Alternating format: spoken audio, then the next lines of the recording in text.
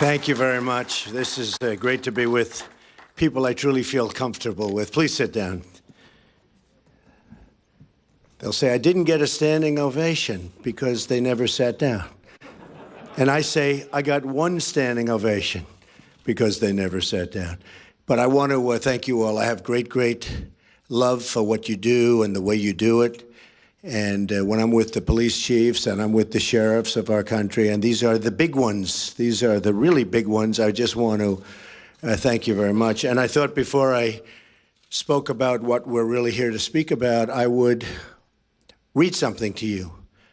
Because you could be a lawyer, or you don't have to be a lawyer. If you were a good student in high school or a bad student in high school, you can understand this.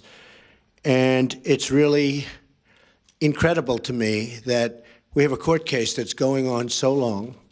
As you know, in Boston, we won it with a highly respected judge and a very strong opinion.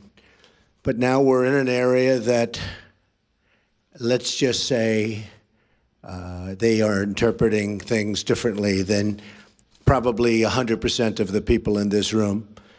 I'd like to almost know, does anybody disagree when I read this? But I'm going to read what's in dispute, what's in question, and you'll see this. It's INA 212F 8 USC 1182F. Suspension of entry or imposition of restrictions by the president. Okay, now this isn't just me. This is for Obama, for Ronald Reagan, for the president. And this was done, very importantly, for security, something you people know more about than all of us. It was done for the security of our nation, the security of our citizens, so that people come in who aren't going to do us harm. And that's why it was done. And it couldn't have been written any more precisely. It's not like, oh, gee, we wish it were written better. It was written beautifully. So just listen. Here's what it says. This is what they're arguing. Whenever the president finds that the entry of any aliens, okay, the entry of any aliens or of any class of aliens, so any aliens, any class of aliens, into the United States. So the entry of people into the United States, let's say, just to be precise, of aliens into the United States. So anytime, whenever the president finds that the entry of any alien or any class of aliens into the United States would be detrimental to the interests of the United States, right? So if I find as president that a person or a group of people will be detrimental to the interests of the United States, and certainly there's lots of examples that we have, but you shouldn't even have them necessarily. He may be, and he may, by proclamation, and for such period as he shall deem necessary. Now, the only mistake is they should have said he or she. But hopefully it won't be a she for at least another 7 years. After that, I'm over. See? I just noticed that, actually. Just noticed it. I'm saying, whoa, this is not politically correct. It's correct, but it's not politically correct. You know, this is the old days. He may, by proclamation, and for such period as he shall deem necessary. So here it is. People coming in, suspend the entry of all aliens, right? That's what it says. It's not like, again, a bad high school student would understand this. Anybody would understand this. Suspend the entry of all aliens or any class of aliens as immigrants or non-immigrants, or impose on the entry of aliens. Okay, so you can suspend the aliens, right? You can suspend the aliens from coming in. Very strong. Or impose on the entry of aliens any restrictions he may deem to be appropriate. Okay. So you can suspend, you can put restrictions, you can do whatever you want. And this is for the security of the country, which, again, you're the chiefs, you're the sheriffs. You understand this. And I listened to lawyers on both sides last night, and they were talking about things that had just nothing to do with it. I listened to a panel of judges, and I'll comment on that. I will not comment on the statements made by certainly one judge. But I have to be honest that if these judges wanted to, in my opinion, help the court in terms of respect for the court, they do what they should be doing. I mean, it's so sad. They should be, when you read something so simple and so beautifully written and so perfectly written, other than the one statement, of course, having to do with he or she. But when you read something so perfectly written and so clear to anybody, and then you have lawyers, and I watched last night in amazement, and I heard things that I couldn't believe. Things that really had nothing to do with what I just read. And I don't ever want to call a court biased, so I won't call it biased. And we haven't had a decision yet. But courts seem to be so political, and it would be so great for our justice system if they would be able to read a statement and do what's right. And that has to do with the security of our country, which is so important. Right now, we are at risk because of what happened. General Kelly is an extremely talented man and a very good man. Now Secretary Kelly, Homeland Security. We are doing our job. He's a great man. We're doing our job, and one of the reasons you probably heard that we did it so quickly, in fact, I said, let's give a 1-month notice. And then law enforcement, and General Kelly was so great because he said, we totally knew about it. We knew about everything. We do things well. We did things right. But the law enforcement people said to me, oh, you can't give a notice, because if you give a notice, you're going to be really tough in 1 month from now or in 1 week from now. I suggested a month, then I said, well, what about a week? They said, no, you can't do that, because then people are going to pour in before the toughness goes on. Do you people agree? I mean, you know more about law than anybody, law enforcement. So I wanted to give like a month. Then I said, well, what about a week? They said, well, then you're going to have a whole pile of people, perhaps, with very evil intentions coming in before the restrictions. So there it is, folks. It's as plain as you can have it. I didn't, and I was a good student. I understand things. I comprehend very well, okay? Better than, I think, almost anybody. And I want to tell you, I listened to a bunch of stuff last night on television that was disgraceful. It was disgraceful. Because what I just read to you is what we have. And it just can't be written any plainer or better. And for us to be going through this, and by the way, a highly, highly respected judge in Boston ruled very strongly in our favor. You heard that. In fact, I said to my people, why don't you use the Boston case? And there were reasons why they couldn't use the Boston case. This one came later, various reasons. But use the Boston case. And I won't read that, but there were statements made by that judge who, again, highly respected, that were right on. They were perfect. They were perfect.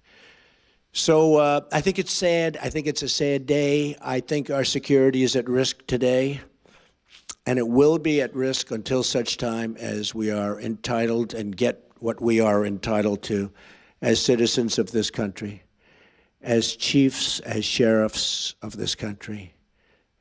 We want security. One of the reasons I was elected was because of law and order and security. That's one of the reasons I was elected. Also, jobs and lots of other things. But I think one of the strongest reasons is security. And they're taking away our weapons one by one. That's what they're doing. And you know it, and I know it, and you people have been very unhappy for a long period of time.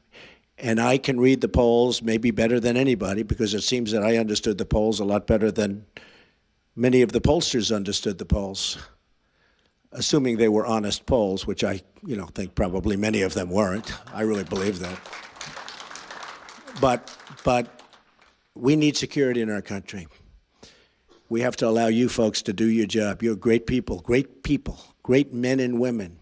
And we have to allow you to do your job. And we have to give you the weapons that you need. And this is a weapon that you need. And they're trying to take it away from you, maybe because of politics or maybe because of political views. We can't let that happen. So with that, let's get on to business, right? That's really something. Thank you.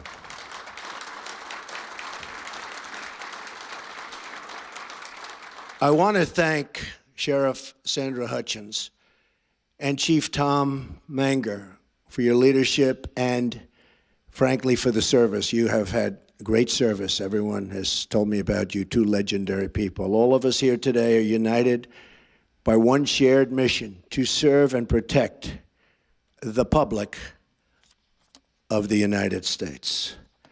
During my campaign for president, I had the chance to spend time with law enforcement officials all across our country. They're the most incredible people you will ever meet. And I just wanted to say to all of them right now, from the bottom of my heart, thank you, thank you, thank you.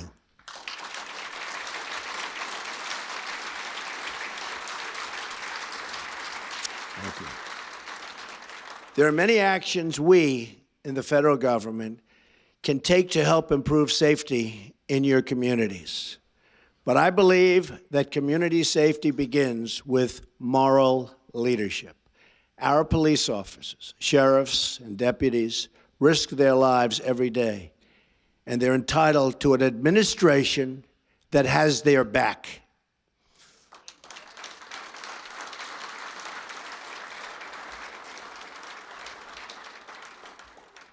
The first step in restoring public safety is affirming our confidence in the men and women charged with upholding our laws. And I'm going to add justices, judges in that category. And I'm very proud to have picked Judge Gorsuch, who I think is going to be an outstanding member of the Supreme Court. Outstanding.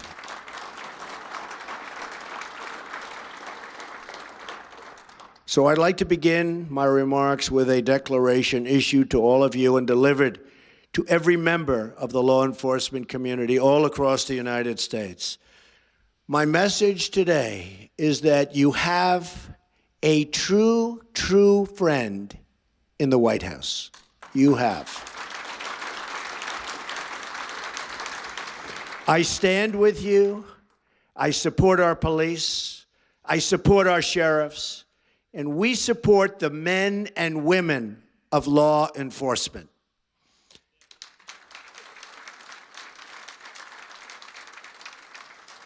Right now, many communities in America are facing a public safety crisis. Murders in 2015 experienced their largest single-year increase in nearly half a century. In 2016, murders in large cities continued to climb by double digits. In many of our biggest cities, 2016 brought an increase in the number of homicides, rapes, assaults, and shootings. In Chicago, more than 4,000 people were shot last year alone, and the rate so far this year has been even higher. What is going on in Chicago? We cannot allow this to continue. We've allowed too many young lives to be claimed, and you see that. You see that all over. Claimed by gangs, and too many neighborhoods to be crippled by violence and fear. 60% of murder victims under the age of 22 are African American. This is a national tragedy, and it requires national action. This violence must end, and we must all work together to end it. Whether a child lives in Detroit, Chicago, Baltimore, or anywhere in our country, he or she has the right to grow up in safety and in peace. No one in America should be punished because of the city where he or she is born. Every child in America should be able to play outside without fear, walk home without danger, and attend a school without being worried about drugs or gangs or violence. So many lives and so many people have been cut short. Their potential, their life has been cut short. So much potential has been sidelined. And so many dreams have been shattered and broken, totally broken. It's time to stop the drugs from pouring into our country. And by the way, we will do that. And I will say this, General, now Secretary Kelly, will be the man to do it. And we will give him a wall. And it will be a real wall. And a lot of things will happen very positively for your cities, your states. Believe me, the wall is getting designed right now. A lot of people say, oh, Trump was only kidding with the wall. I wasn't kidding. I don't kid. I don't kid. I watch this and they say I was kidding. No, I don't kid. I don't kid about things like that, I can tell you. No, we will have a wall. It will be a great wall, and it will do will be a big help. Just ask Israel about walls. Do walls work? Just ask Israel. They work, if it's properly done. It's time to dismantle the gangs terrorizing our citizens.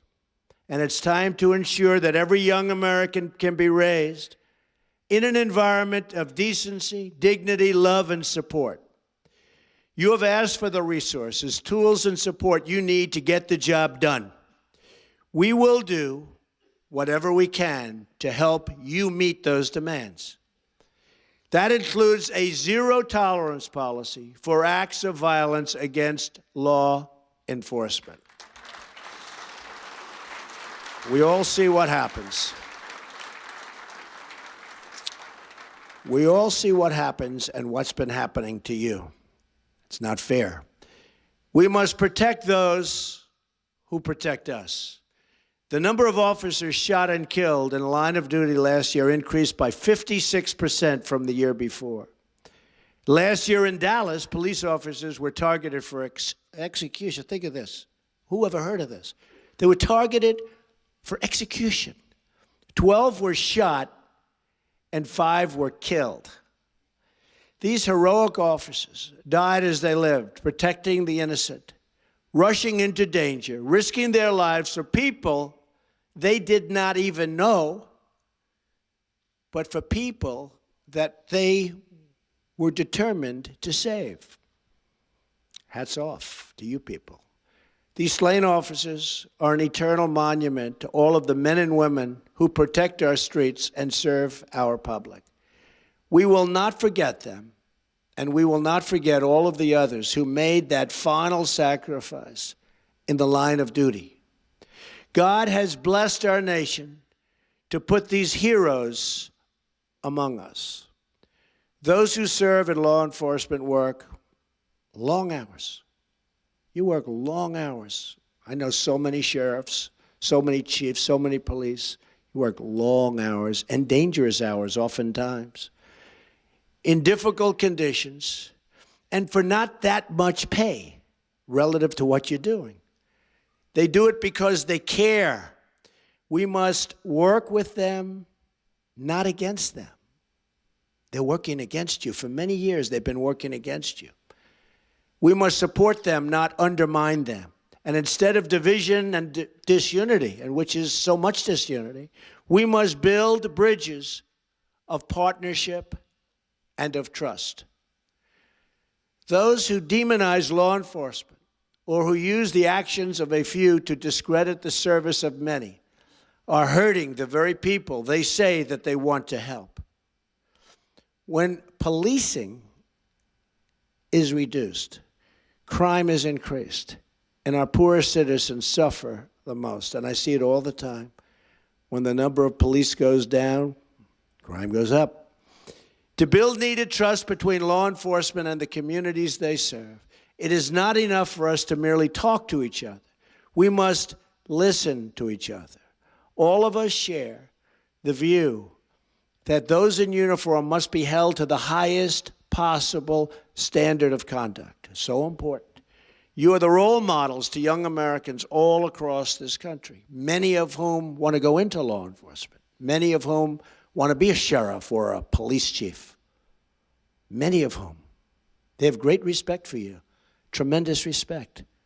You don't even realize it, but I will tell you, they have great respect and admiration for the people in this room and the people that you represent. And don't let anyone ever tell you different. Don't let the dishonest media try and convince you that it's different than that, because it's not.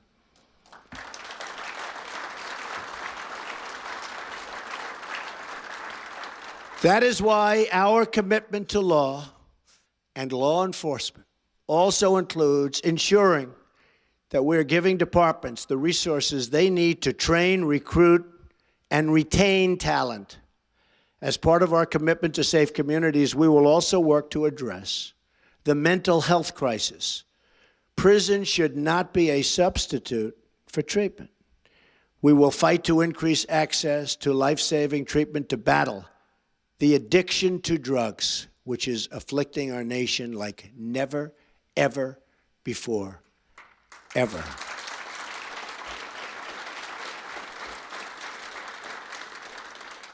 I've been here 2 weeks. I've met a lot of law enforcement officials. Yesterday, brought them into the Oval Office. I asked a group, what impact do drugs have in terms of a percentage on crime? Said 75 to 80%. It's pretty sad. We're going to stop the drugs from pouring in. We're going to stop those drugs from poisoning our youth, from poisoning our people. We're going to be ruthless in that fight. We have no choice. And we're going to take that fight to the drug cartels and work to liberate our communities from their terrible grip of violence.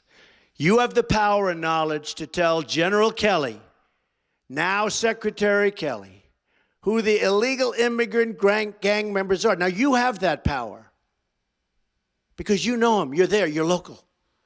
You know the illegals. You know them by their first name. You know them by their nicknames. You have that power.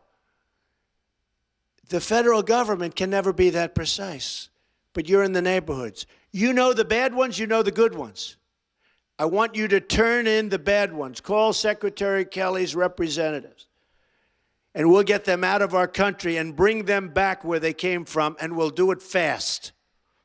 You have to call up the federal government, Homeland Security, because so much of the problems, you look at Chicago and you look at other places, so many of the problems are caused by gang members, many of whom are not even legally in our country.